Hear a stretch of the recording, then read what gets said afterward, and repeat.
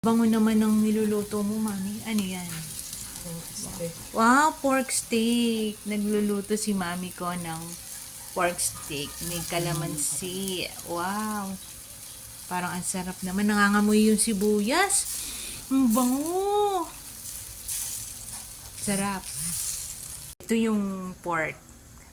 Lagay na ni mami sa... Wow! Naku ka, sarap naman.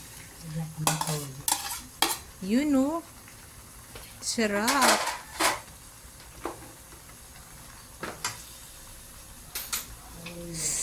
Wow. Lalagyan na ng toyo. Later, pwede na tayong kumain ng pork steak ni mami. Siyempre, pag mami ko ang nagluto, tsak, masarap yan. Nilagyan ni mami ko ng pampalasa para mas masarap. Kulang pa ng toyo. Dadagdagan pa daw. Tinansya ni mami, so tansya-tansya, galing magtansya. Alam niya na kung kulang sa toyo, o diba? Sarap! Naku, parang gusto ko na kumain. Wow! Oh, wow!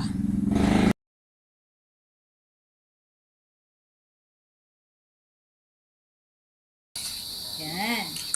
Guys, kakain na tayo. Titikman na natin yung niluto ni nanay na pork steak. Pero kahit hindi ko pa yan natitikman, I'm sure na masarap talaga yung luto ni nanay. So yan. Ano natin? Yan.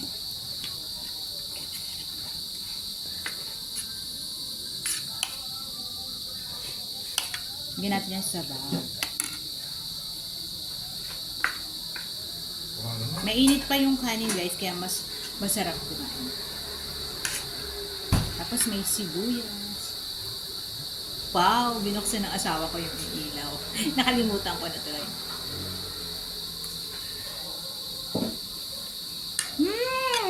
Mami. Sarap mo talaga magluto. Ang sarap. Sabi ko hindi ako kakain ng dinner, pero nananadyaan pa na. Pag masarap yung ulam, hindi ako makapag-diet. Cheat day. Sarap, mami. Thank you.